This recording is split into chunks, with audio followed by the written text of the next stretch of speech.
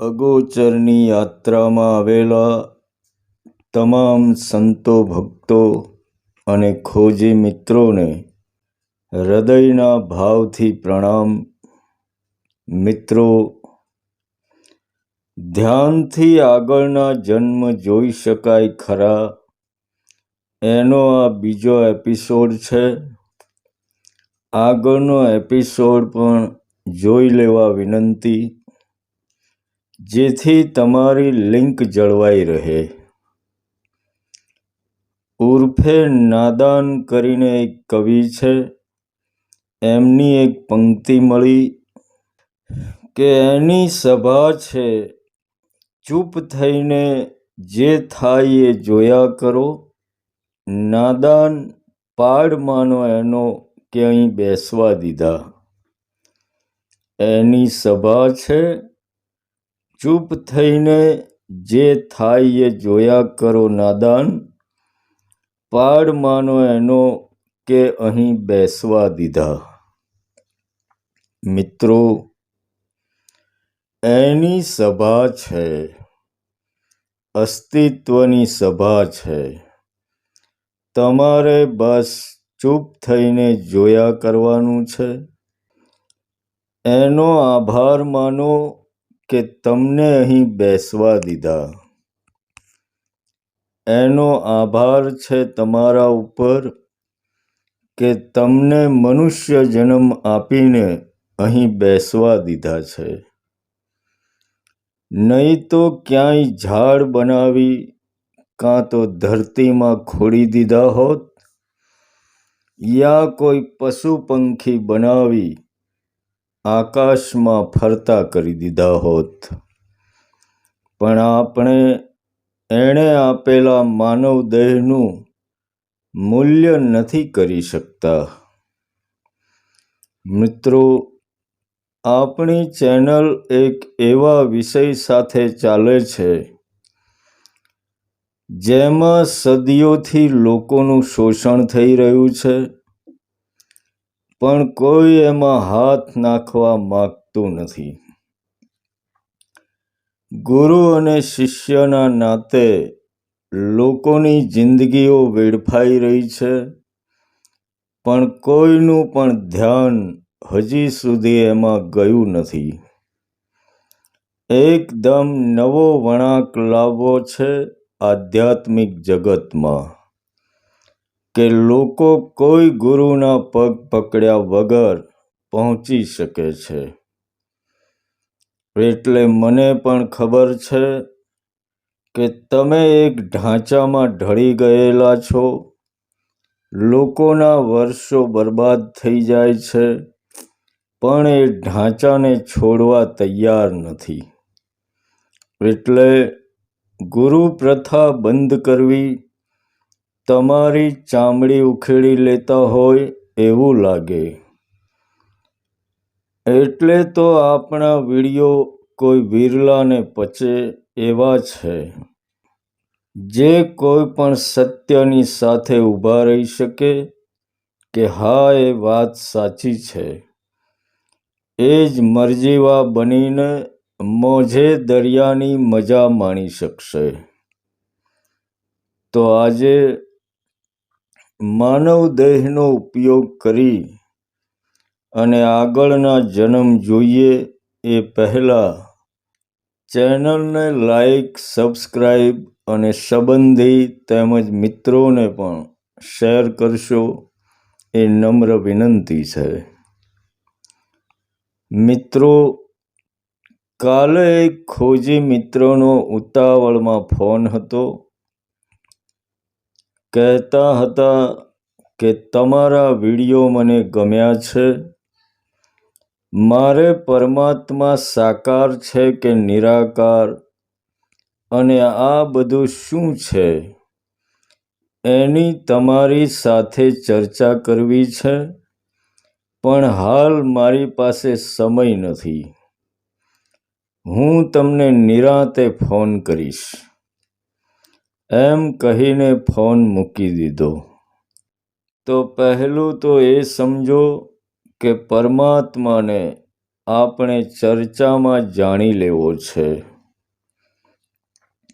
જ્ઞાની બની જવું છે, એવું જ્ઞાન આપનારા ઘણા શોધી રહ્યા છે તમને વાલા, પણ ધ્યાન રાખજો, જાણે અજાણે એ તમને એમના રાખેલા અદૃશ્ય ખીલાથી બાંધી ના દે. જેમને માણસો જોઈએ છે, જેમને ભીડ ભેગી કરવી છે, પણ યાદ રાખજો કે એમની હામાં હા મિલાવશો ત્યાં સુધી જ. પછી જો તમે સામે સવાલ કરશો, એની વાતને નકારશો, તો એમનું જ્ઞાન સમેટાઈ જશે. અહીં એવું કાંઈ નહીં મળે. બસ જીવંત પરમાત્મા તમારી હર સેકન્ડમાં વહી રહ્યો છે.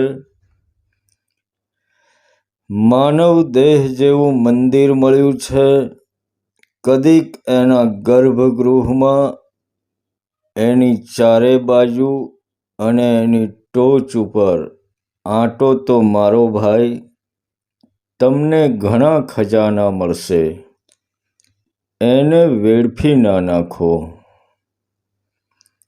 તો મૂળ વાત ઉપર આવીએ કે શું મનુષ્યના ઘણા જન્મ છે? તો હા, એક સુપર પાવર છે, એનો જ આ બધો વિસ્તાર છે.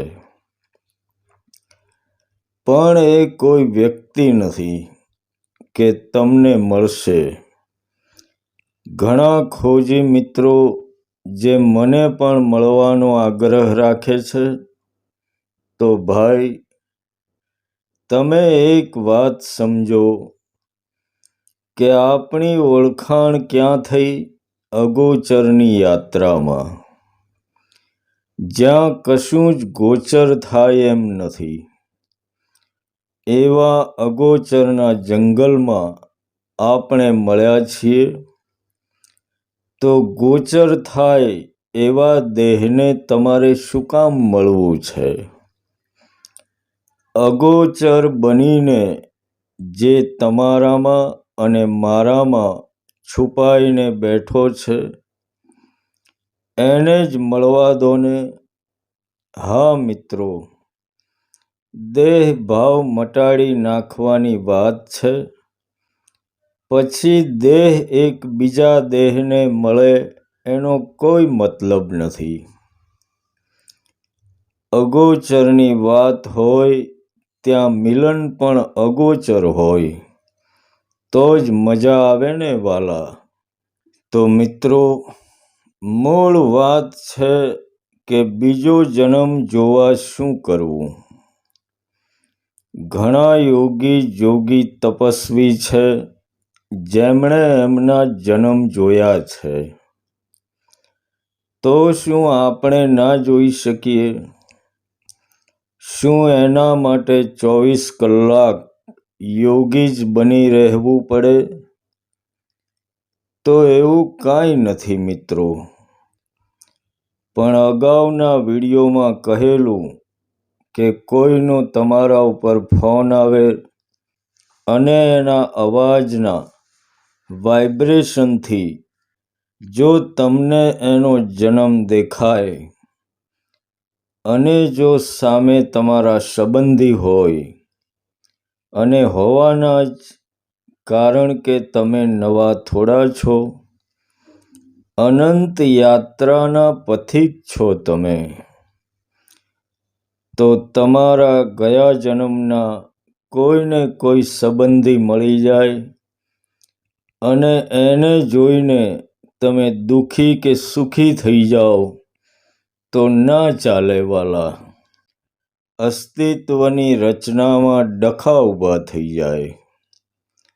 એટલે શરત એટલી નાની છે કે જ્યારે તમે સંપૂર્ણ સંસારની લાગણી, આવેશ, મોહ, માયા આ બધાથી મુક્ત થઈ જાઓ, ત્યારે તમને અસ્તિત્વ એના રહસ્યો ખુલ્લા કરીને આપે.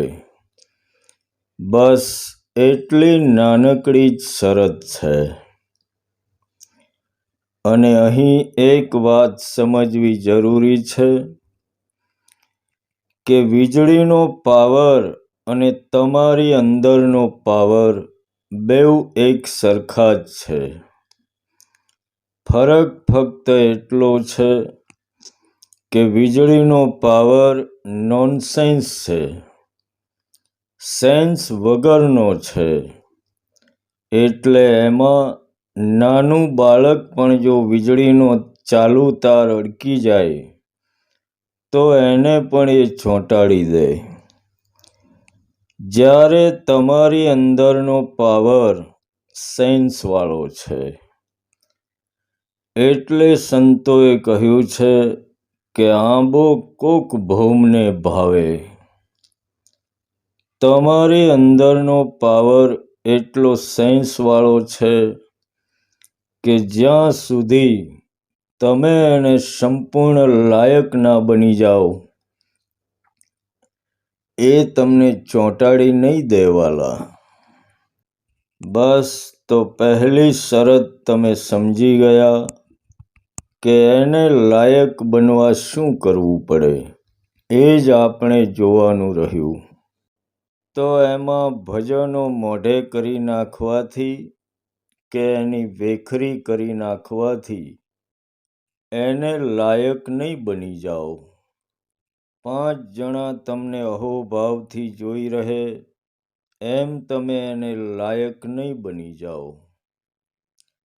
મંત્રો, પૂજાપાઠ, હોમ હવન ગમે તે કરી નાખશો પણ જ્યાં સુધી કરનારો હાજર છે ત્યાં સુધી કશું જ નથી ભાઈ.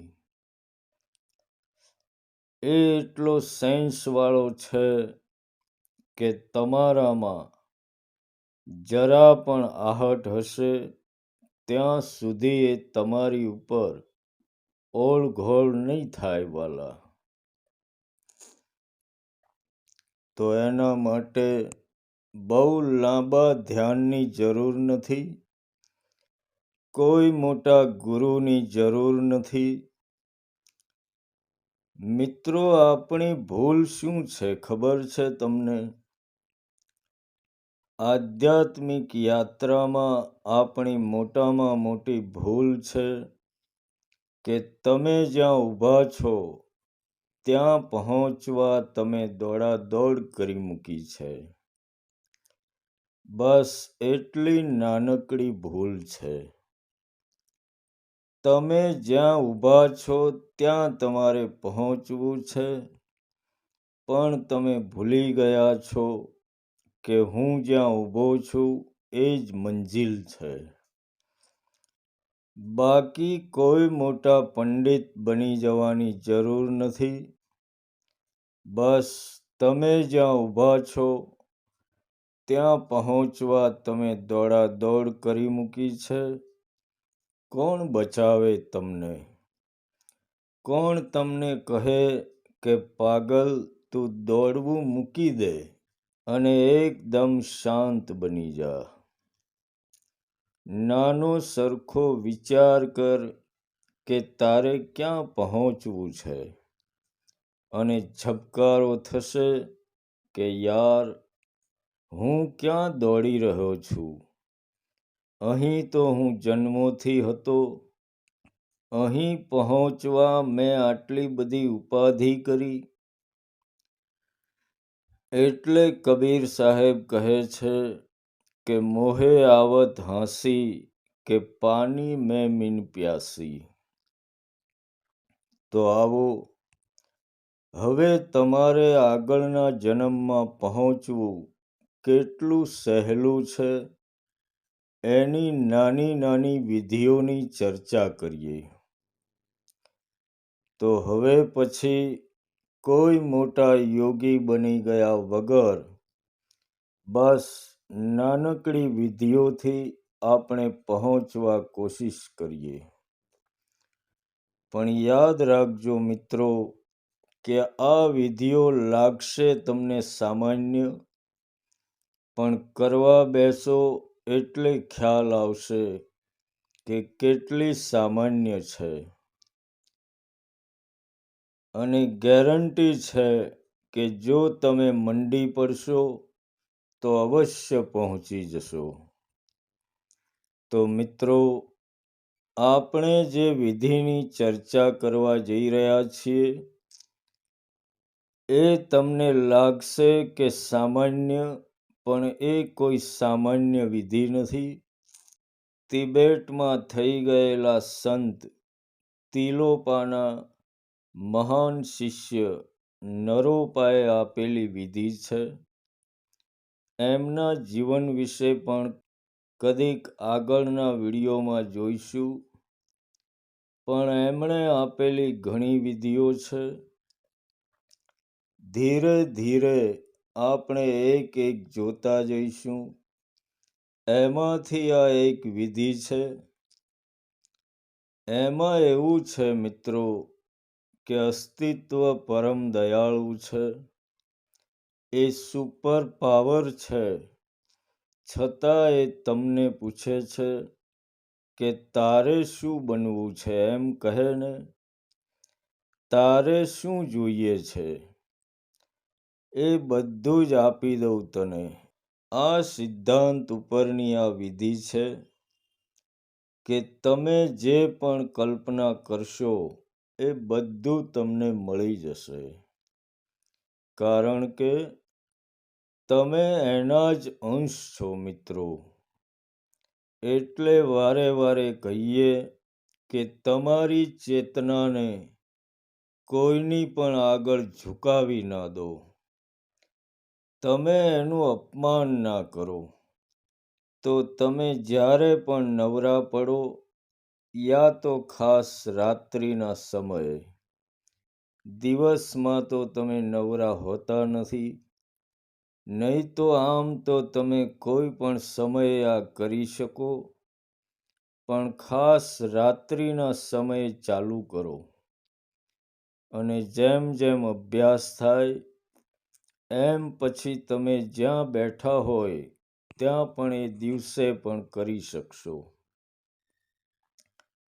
તો આગળ પણ કહેલું ભાઈ કે રાત્રિ ઊંઘવા માટે નથી આપી. દિવસની દોડધૂપ ગમે એટલી કરો, પણ રાત્રિનો સમય મળે ને તો રાત્રિ ઊંઘવામાં ના બગાડો, પણ રાત્રિ સાધનામાં વિતાવો. તો દુનિયાની કોઈ પણ સાધના હોય, એનો પહેલો નિયમ છે કે એકદમ નિપટ શાંત બની જાઓ. એટલા શાંત બની જાઓ કે કોઈ તમારો હાથ કાપીને લઈ જાય તો પણ તમારી અંદરથી ઉફ ના થાય. એટલા શાંત બની જાઓ. મિત્રો, બુદ્ધની મૂર્તિ કદીક ધ્યાનથી જોજો. એમના ચહેરા ઉપર એકદમ નીરવ શાંતિ જેવું મળશે. બીજું કે આજથી તમે દેહ ભાવ ભૂલવાની કોશિશ કરો. આપણે કોઈ જબરજસ્તી નથી કરવાની, પણ ધીરે ધીરે દેહ ભાવ ભૂલવાની કોશિશ કરો. બસ વિચારો કે તમે એક ચેતના માત્ર છો. કોઈ શરીર નથી તમારી પાસે. ધીરે ધીરે એ ભાવ ગહન થશે તો તમે ચેતના માત્ર રહી જશો.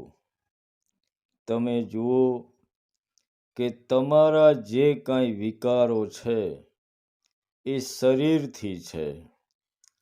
શરીર જ નહીં રહે તો વિકારો એની મેળે ગાયબ થઈ જશે. રાત્રે તમે પથારીમાં ચત્તા સૂઈ જાઓ. શરીર એકદમ રિલેક્સ કરી દો અને પછી તમારો કોઈ પણ હાથ ઊંચો કરવા કોશિશ કરો, પણ તમારો સ્થૂળ શરીરનો હાથ નહીં. એને એમ જ પડી રહેવા દો. તમે માની લો કે તમારી પાસે શરીર છે જ નહીં અને એમાંથી તમારો સૂક્ષ્મ શરીરનો હાથ ઊંચો થઈ રહ્યો છે એવી હૃદયના ભાવથી કલ્પના કરો. કર્યા જ કરો અને એક દિવસ અવશ્ય સફળ થશો. પછી એમ બીજો હાથ, બીજો પગ, કલ્પના કરો માત્ર કે તમારા હાથ પગ એમ જ પડી રહ્યા છે અને તમારા સૂક્ષ્મ શરીરના અદૃશ્ય હાથ પગ ઊંચા નીચા થઈ રહ્યા છે. કરી જુઓ મિત્રો, અને પછી જો તમે એમાં સફળ થાવ, પછી તમે ગરદનથી આપણે સૂતા હોય અને ઊભા થવા કોશિશ કરીએ એવી રીતે કરો. પણ ખાસ યાદ રાખવાનું કે તમારું સ્થૂળ શરીર પડી જ રહેવું જોઈએ. એને કાંઈ ડિસ્ટર્બ કરવાનું નહીં. તમારી પાસે સ્થૂળ શરીર છે જ નહીં એવું વિચારવાનું. અને જો એકવાર ઊભા થઈ ગયા તો બસ પછી તમે બોડીની બહાર નીકળી જશો. તમારું શરીર એમ જ પડેલું હશે અને તમે જોઈ રહ્યા હશો અને તમે બાજુમાં ઊભા હશો. જરાય ગભરાવું નહીં. આ જ તમારું મોત છે. પાછા તમે શરીરમાં વિચાર માત્રથી ઘૂસી જશો. એમાં કાંઈ તમે મરી જવાના નથી. પાછા બહાર નીકળો, રૂમમાં આંટો મારો, પાછા ઘૂસી જાઓ અને પછી જુઓ કે વિચાર માત્રથી તમારે જ્યાં જવું હશે ત્યાં પહોંચી જશો. પણ યાદ રાખજો કે તમારી પાસે સ્થૂળ શરીર નહીં હોય, એટલે તમે કોઈને દેખાશો નહીં, પણ તમે બીજાને જોઈ શકશો. બીજાની મદદ પણ કરી શકશો, પણ સામેની વ્યક્તિને ખબર નહીં પડે, કારણ કે એ તો તમને જોઈ શકે એમ છે નહીં. અમુક ખોજી મિત્રોને મેં આ બાબતે મેસેજ કરેલો, તો એક મિત્ર પૂછતા હતા કે એમાં પાછું ના જવાય શરીરમાં તો શું? પણ ડરો નહીં મિત્રો. એટલે કહ્યું કે ભક્તિમાં પહેલું મોત છે અને પછી જીવન છે.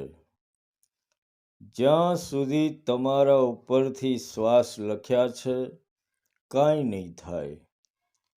મોત પણ એટલું સસ્તું નથી વાલા, કે એટલું બધું બિયાવ છો તમે. મોત માટે ઘણા આજીજી કરતા હોય છે, પણ નથી આવતું. એટલે ખોજી બનીને મોતથી ડરો તો કેમ ચાલે? અને આમેય અહીં ક્યાં તમે જીવો છો? અસલી જીવન જીવવા પહેલાં તમારે મરી અને મટી જવું પડશે.